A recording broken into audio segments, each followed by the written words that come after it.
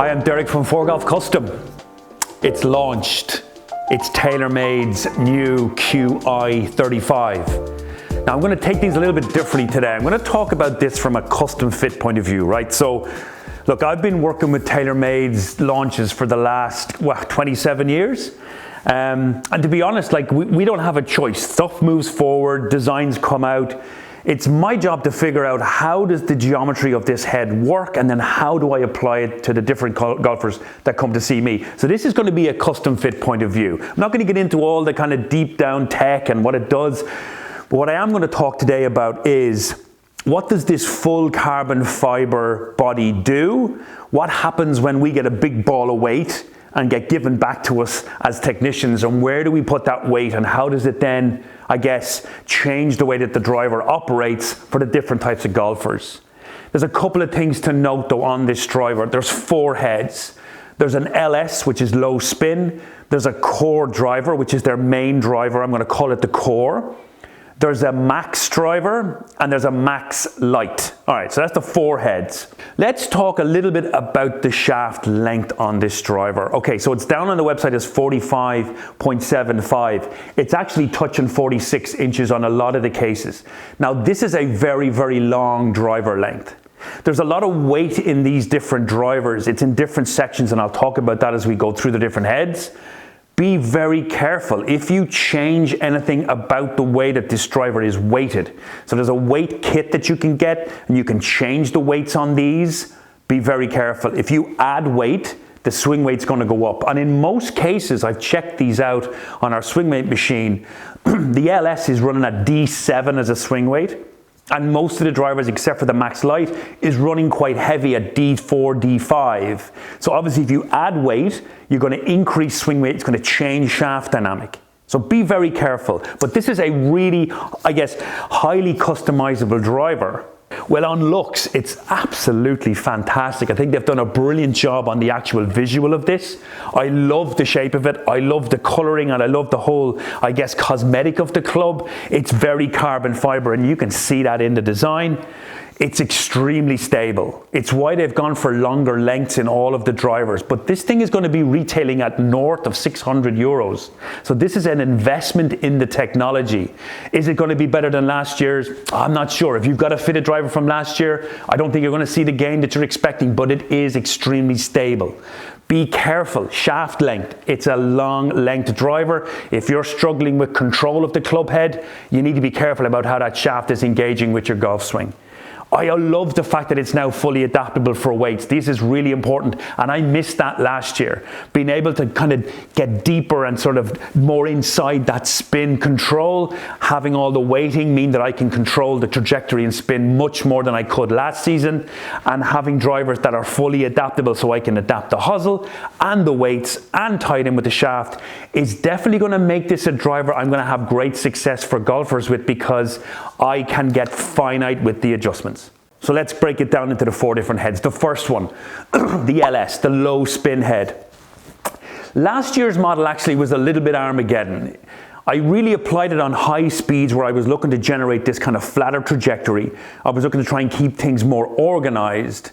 But actually, the driver didn't miss great, and I had to be very careful about where I moved the weight. The new LS this year from 35, the Qi35, has got weight ports up front and at the back, and you can rotate the weights around depending on what way you're trying to create different geometry of the head through impact. It's coming in 2 different shafts. There's a low-flighted Mitsubishi and a mid-flighted Mitsubishi.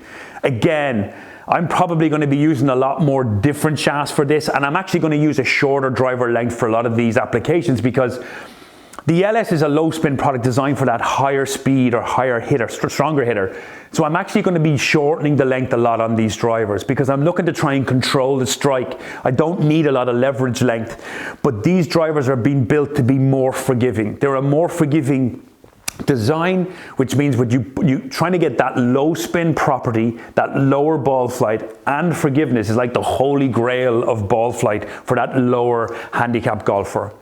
The weights are transferable, so you can actually move them around the head. Further back gives it a higher moment of inertia, more control. Heel and toe obviously changes a bit of dynamic in terms of that draw and fade, and also it's got the adaptable hosel again. Be careful with the hosel. It says lower and higher, but actually it's opening and closing the face more than you know. It's also more draw bias if you go around to upright, and it keeps the loft on the driver. I might do a little piece at the end around the actual hosel itself, so keep watching for that. By the way, if you're new to the channel, this is custom fitting information. There's other people doing stuff about the different, I guess, tech or design or what the buzzwords are, but mine is all about custom fit. I've been custom fitting a long time, so this is what I'm going to do with this driver. Watch if you're trying to figure out what way we do, and give us a like if you do like what we're doing here. Okay, so the core driver. This driver's got two weights. It's got one up front, one up back. Okay, if you're going to change the weighting here, here's a couple of things to note. This driver does spin quite low. The core driver doesn't spin very high, so I'm using loft to try and generate a specific launch window.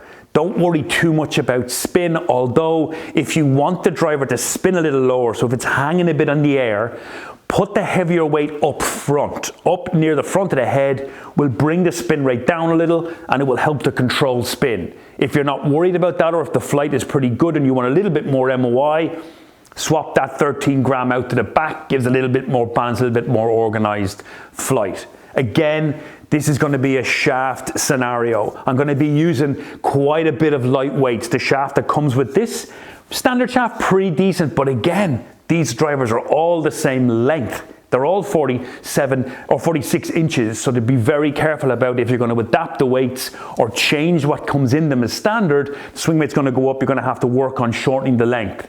Make sure that you're not just going to use a shaft that's really light and very flexible if you're trying to keep the ball flight down, because it is going to want to fly. This thing is, because of all that carbon fiber and because of where the weight is, you can be quite, I guess, organized about where the weight goes. When we get a ball away as designer or as fitters, we can then use that weight to control the ball flight. Let me show you something real quick in terms of spin.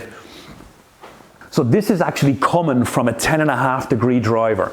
You can see the launch angle is at 15.5 degrees. This thing wants to launch really quickly when I move that weight to the back, but the spin rate stays real low. It is a very, very, very low spin rate. So pretty much like most of these kind of carbon fiber crowns and carbon fiber sole, when you move that weight around, it changes that mid-axis and keeps the spin very low. You can see here launching at 15, spinning at 2200 from a 10.5 degree driver. Be really careful about how you use loft to control this, and that face angle and hosel setting can have an effect on the way that this thing wants to fly, so be careful with it. So the max driver, this driver has a big fixed weight right at the very back of the club. This is the highest moment of inertia driver that they do, and comes across from the last year's QI10 in that sort of high moment of inertia, 10K, that 10,000 moment of inertia number that everyone was trying to get to. Bottom line is, this is a very forgivable driver. It's got all the weight at the back. It does launch the ball quite high.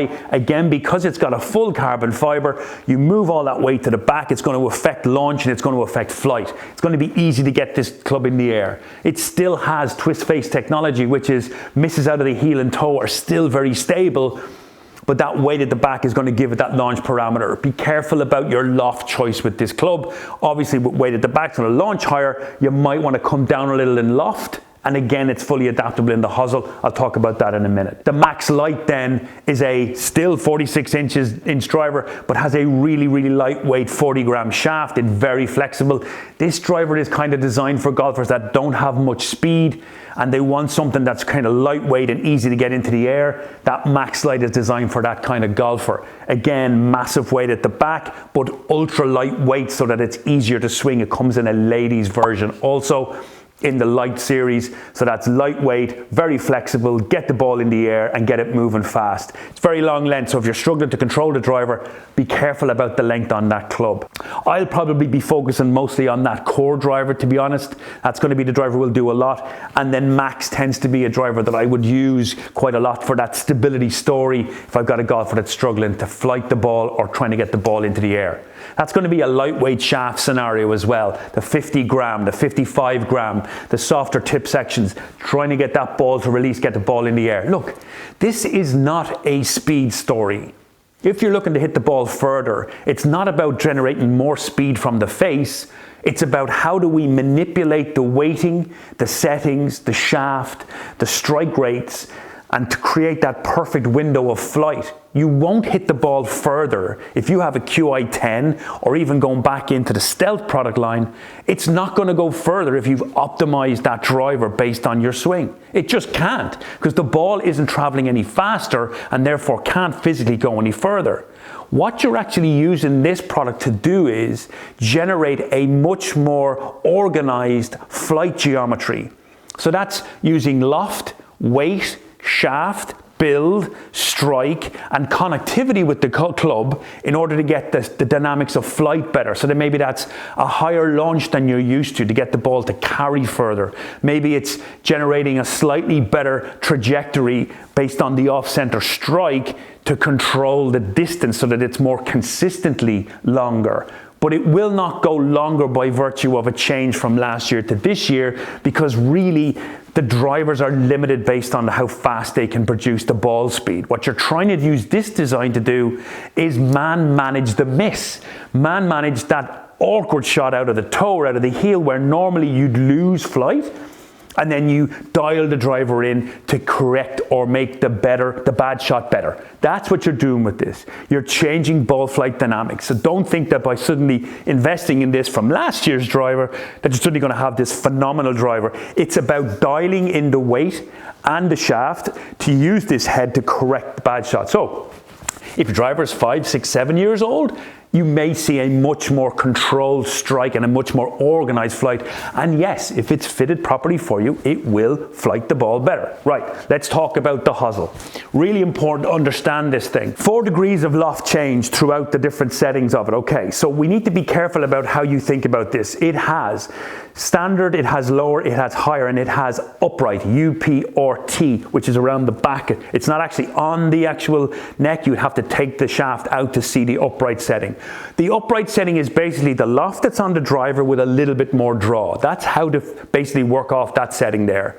It actually draws the club head a little bit, even though it says more upright, it's more of a draw bias with the loft that's on the club. Okay, let's talk about the other settings. When you put it to a lower setting, it does lower the flight a little, but remember, this thing wants to fly the ball, so having it actually lower doesn't affect it that much, but what it does do is it opens the face more, so it makes it more open. So if you have a left to right slice and you come across the ball and you suddenly decide, oh, I'll hit the ball a little lower, and you shift it into the lower setting, this club is going to want to go further right, so be careful. You have to adapt the Hosel to suit the flight, and what I do is I start with the trajectory I'm looking to produce, and then I dial it back based on getting that launch angle perfect, and then I tie in the way that the Hosel setting is based on what type of flight I want, and then the shaft becomes an important part of managing that through the energy and strike, but also how I want the club head to move through the air.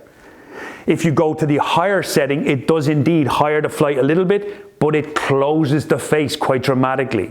Now, there are slots between each of these which you can have variables or slight variations, but this year it's really about manipulating the 2 screw weights or 3 in the LS head to manage the way that you want that driver to organize itself based on it being more forgiveness or more of the weight up front for kind of organizing the spin, because those weights are having a massive effect because there is no weight in the middle of the club. So where I place that weight will have a massive effect on the trajectory and spin. If you like what we're doing, please give us a like, give us a follow, or drop in the comments below if you like the way this information is, and I'll keep doing more videos like this. Until the next time, hope you enjoyed it. See you then. Good luck with the new driver if you're getting one for 2025.